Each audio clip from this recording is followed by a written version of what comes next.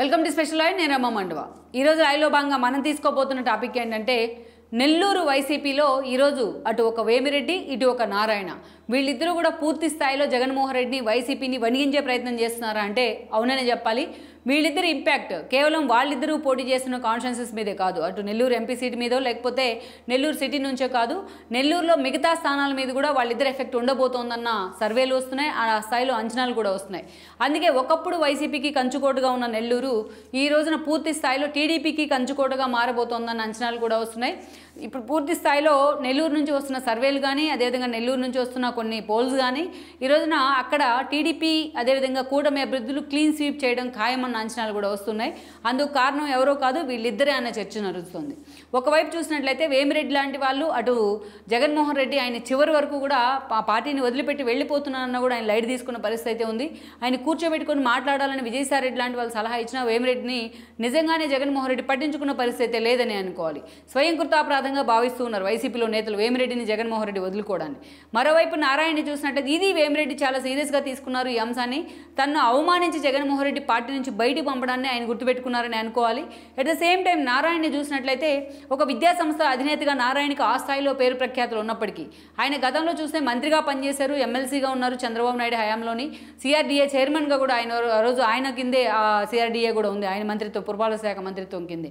But ఆ సమయంలో అక్రమాలు చేశారంటూ కూడా నారాయణని వేటాడే ప్రయత్నం చేసింది జగన్మోహన్ రెడ్డి సర్కార్ దాదాపు 5 ఏళ్ల పాటు. సో ఆ వెండెట్టా పాలిటిక్స్ నారాయణ మీద అదే స్థాయిలో చూపిస్తూ వచ్చినా ఆయన ఎక్కడా కూడా టీడీపీ నుంచి బయటికి వెళ్ళే ప్రయత్నం కానీ లేకపోతే వైసీపీ ఆశించినట్టు వాళ్ళ వైపు చూసే ప్రయత్నం కానీ చేయలేదు. ఈరోజు వాళ్ళిద్దరూ కూడా ఏకంగా నెల్లూరు నుంచి పోటీలోకి దిగుతూ ఉన్నారు, బయటికి జగన్మోహన్ రెడ్డికి సవాల్ విసురుతూ. అందుకే వీళ్ళిద్దరూ జగన్మోహన్ రెడ్డి మీద వీళ్ళకి ప్రతీకారం తీర్చుకునే అవకాశం వచ్చింది అన్న అంచనాలు వస్తున్నాయి. ఆ క్రమంలోనే వీళ్ళిద్దరి ఇంపాక్ట్ నిజంగానే నెల్లూరు మొత్తం కూడా టీడీపీ క్లీన్ స్వీప్ చేయడానికి కారణమవుతుందన్న కొన్ని సర్వేలు కూడా వస్తున్నాయి. అందుకు కారణం కూడా ఉంది ప్రత్యేకం, వాటి గురించి కూడా ఆ కారణాల గురించి కూడా మనం ఇక్కడ డిబేట్ పెట్టుకోవాలి. గతంలో మనం చూసినట్లయితే కూడా ప్రత్యేకించి నెల్లూరు జిల్లా జగన్మోహన్ రెడ్డి పార్టీ పెట్టిన దగ్గర నుంచి కూడా నెల్లూరు జిల్లా ఆయనకు ఒక కంచుకోటుగా ఉంటూ వచ్చింది. ప్రత్యేకించి మనం చూసినట్లయితే జగన్మోహన్ రెడ్డి తన తండ్రి మరణం తర్వాత వైఎస్ఆర్సీపీ పేరుతో కాంగ్రెస్ని ఎదిరించి పార్టీ పెట్టే ప్రయత్నం చేశారు. ఆ క్రమంలోనే ఆ రోజున జగన్మోహన్ రెడ్డి కడప ఎంపీగా ఉన్నారు. అండ్ దెన్ ఆయన వెంట నడిచిన అందరికంటే ముందు నడిచిన వ్యక్తి మేకపాటి రాజమోహన్ రెడ్డి, ఆయన ఆ రోజు నెల్లూరు ఎంపీగా ఉన్నారు. సో వాళ్ళిద్దరూ కూడా ఆ రోజు దాదాపు 18 స్థానాలకు ఉప ఎన్నికలు వచ్చాయి. ఈ 2 స్థానాలతో కలిసి ఎంపీ స్థానాలతో కలిసి కిరణ్ కుమార్ రెడ్డి సీఎంగా ఉన్న సమయంలో జగన్మోహన్ రెడ్డి కడప నుంచి ఎంపీగా ఏ స్థాయిలో అయితే రికార్డ్ బ్రేక్ చేశారో మెజారిటీ, ఆ తర్వాత స్థానంలో మేకపాటి రాజమోహన్ రెడ్డిని నిలవడం జరిగింది. ఆయన కొడుకైన గౌతమ్ రెడ్డి కూడా జగన్మోహన్ రెడ్డి వెంటనే నడిచారు. ఆత్మకూరు ఉప ఎన్నికల్లో కూడా గెలిచి ఎమ్మెల్యే కూడా అవడం జరిగింది. ఆ స్థాయిలో మేకపాటి కుటుంబం జగన్మోహన్ రెడ్డికి అండగా ఉంటూ వచ్చింది. వాళ్లే కాదు, ఒక కాకాని గోవర్ధన్ రెడ్డి తీసుకున్నా, ఒక కోటంరెడ్డి శ్రీధర్ రెడ్డి తీసుకున్నా, అదేవిధంగా ఒక అనిల్ కుమార్ యాదవ్ తీసుకున్నా. కాంగ్రెస్లో ఎలాగైతే వీళ్ళు వైఎస్ఆర్సీపీ ఫాలోవర్స్గా ఉన్నారో జగన్మోహన్ రెడ్డి వెంట నడిచే విషయంలో వాళ్ళందరికన్నా ముందు నడిచిన నేతలుగా కూడా వాళ్ళకి పేరుంది. వాళ్ళంతా డే 1 నుంచి కూడా జగన్మోహన్ రెడ్డి పార్టీ పెట్టిన దగ్గర నుంచి కూడా కాంగ్రెస్ నుంచి ట్విల్డ్ అయ్యే ప్రయత్నం చేశారు.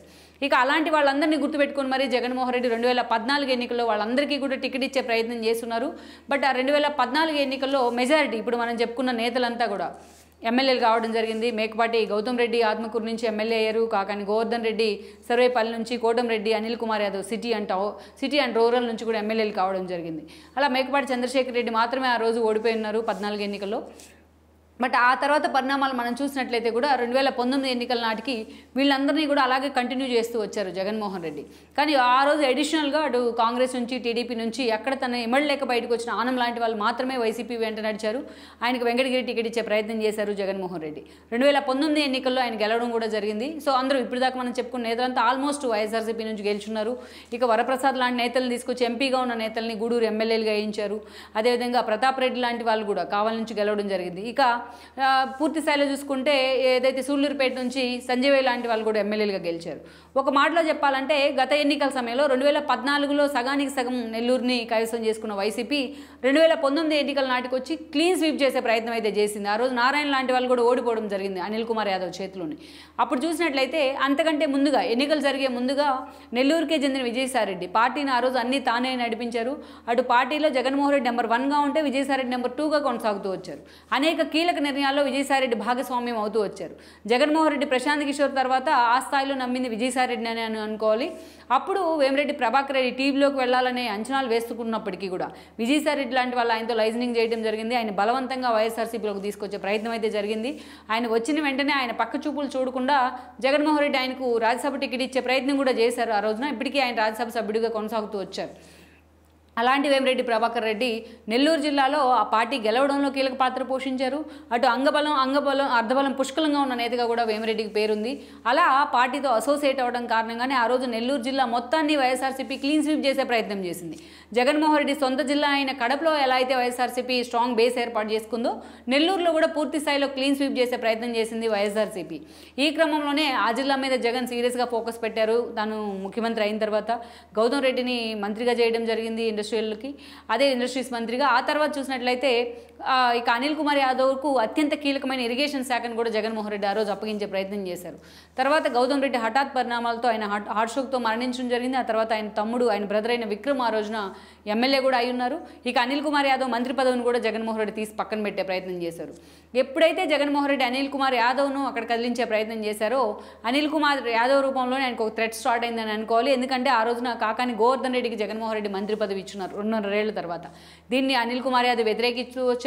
ఇక ఆనం లాంటి వాళ్ళతో అనిల్ కుమార్ యాదవ్కున్న వర్గపోరు ఆనంను పార్టీ వీడేలాగా చేసింది, పార్టీ మీద వ్యతిరేకత తీసుకొచ్చేలాగా చేసింది. ఇక అనిల్ కుమార్ యాదవ్తో స్థానికంగా కోటంరెడ్డి కూడా అదే స్థాయిలో ఒక విభేదాలు అయితే ఉన్నాయి. ఇక మేకపాటి ఫ్యామిలీ కూడా అంతంత మాత్రంగానే అనిల్ కుమార్ యాదవ్తో సంబంధాలు అయితే మెయింటైన్ చేస్తూ వచ్చింది. ఆత్మకూరు ఉప ఎన్నిక సమయంలో తాను వద్దన్న జగన్మోహన్ రెడ్డి తనతో భారీగా ఖర్చు పెట్టించారనే అంచనాల మధ్య ఈరోజు మేకపాటి రాజమోహన్ రెడ్డి కూడా ఈ పరిణామాల తర్వాత పూర్తిగా సైలెంట్ అయి ఉన్నారు. ఆయన ఆ స్థాయిలో జగన్మోహన్ రెడ్డితో అంత క్లోజ్ అసోసియేషన్లో లేరనే చెప్పుకోవాలి. 2019 ఎన్నికల్లో తన ఆరోగ్య కారణాలతోనే ఆ రోజు మేకపాటి దూరంగా ఉండిపోయారు. తన కొడుకు మరణం తర్వాత ఇక పూర్తి స్థాయిలో ఆయన వైసీపీకి దూరంగా ఉంటూ వస్తున్నారు. తన కొడుకు మరో కొడుకు ఎమ్మెల్యేగా ఉన్నప్పటికీ కూడా. ఇక ఈరోజు చూసినట్లయితే పట్టభద్రుల ఎమ్మెల్సీ ఎన్నికల సమయంలో ఫస్ట్గా జగన్మోహన్ రెడ్డికి స్టాక్ ఇచ్చింది కూడా నెల్లూరు జిల్లానే. ఆ జిల్లాను జగన్మోహన్ రెడ్డి వెంటే ఉంటూ ఎమ్మెల్యే కోట ఎమ్మెల్సీ ఎన్నికల్లో దాదాపు 3 ఎమ్మెల్యేలు, ఒక మేకపాటి చంద్రశేఖర్ రెడ్డి ఉదయగిరి నుంచి, అదేవిధంగా కోటంరెడ్డి శ్రీధర్ రెడ్డి, అదేవిధంగా చూసినట్లయితే ఆనం రామనారాయణ రెడ్డి, వీళ్ళు 3 కూడా జగన్మోహన్ రెడ్డికి షాక్ ఇస్తూ క్రాస్ ఓటింగ్ వేయడం, వాళ్ళు సస్పెండ్ కావడం జరిగింది. ఇమీడియట్గా విత్ ఎఫెక్ట్ టీడీపీలో జాయిన్ అయ్యారు. టీడీపీ కూడా వాళ్ళకి టికెట్లు అయితే కేటాయించింది ఈరోజు అదే స్థాయిలో. అప్పటి నుంచే నెల్లూరు జిల్లాలో వైసీపీ డౌన్ఫాల్ అయితే స్టార్ట్ అవుతూ వచ్చింది. ఇక జగన్మోహన్ రెడ్డి వెంట నడిచే వాళ్ళు ఎవరున్నారంటే ఒక కాకాని గోవర్ధన్ రెడ్డి, ఒక కావలి ప్రతాప్ రెడ్డి లాంటి వాళ్ళు అయితే ఉన్నారు. ఈరోజు సంజయ్ లాంటి వాళ్ళని కొనసాగిస్తూ నిర్ణయం తీసుకున్నారు జగన్మోహన్ రెడ్డి. అయితే ఇక వరప్రసాద్ లాంటి వాళ్ళు కూడా ఈరోజు జగన్మోహన్ రెడ్డి మీద తిరుగుబాటు జెండా ఎగరేస్తున్న పరిస్థితి అయితే ఉంది. సో ఓవరాల్గా ఈ పరిణామాలన్నీ ఒక ఎత్తు అయితే నెల్లూరు జిల్లా క్రమక్రమంగా తన ప్రభావాన్ని, నెల్లూరు జిల్లా వైసీపీ ప్రభావాన్ని కోల్పోతూ వచ్చింది. ఈరోజు ఏకంగా విజయసాయిరెడ్డి అల్లుడు వరుస అయిన శరత్చంద్రారెడ్డి అదే జిల్లాను రిప్రజెంట్ చేస్తూ వచ్చారు. ఆయన లిక్కర్ మాఫియా కేసులో అరెస్ట్ అవ్వడం కూడా ఒక సెట్ బ్యాక్ అనే చెప్పుకోవాలి. ఆ తర్వాత కొద్ది రోజులుగా మనం చూసినట్లయితే అనిల్ కుమార్ యాదవ్కు టికెట్ ఇస్తే తమ పార్టీలో ఉండబోమంటూ వేమిరెడ్డి ఒక మెసేజ్ పంపించే ప్రయత్నం చేశారు. వేమిరెడ్డిని ఎప్పుడైతే, ఎందుకంటే ఈ రోజు శ్రీధర్ రెడ్డి మీద ఆదాలు, ఎంపీగా ఉన్న ఆదాలని శ్రీధర్ రెడ్డి మీద పోటీకి పంపించారు జగన్.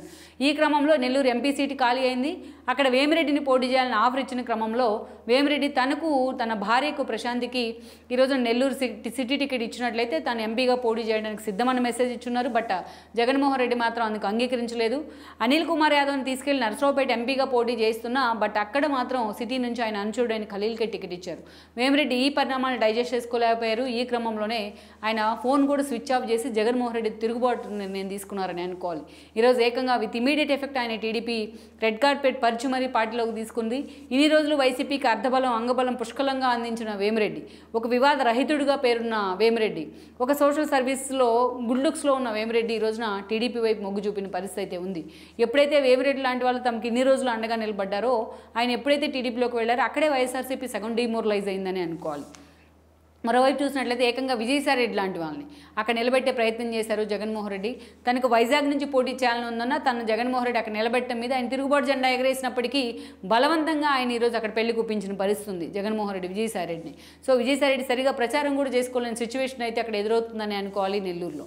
మరోవైపు చూసినట్లయితే ఆయన భార్య వేమిరెడ్డి ప్రశాంతి కూడా ఈరోజు కొవ్వూరు నుంచి పోటీ చేస్తూ వస్తున్నారు ప్రసన్న కుమార్ రెడ్డి మీద.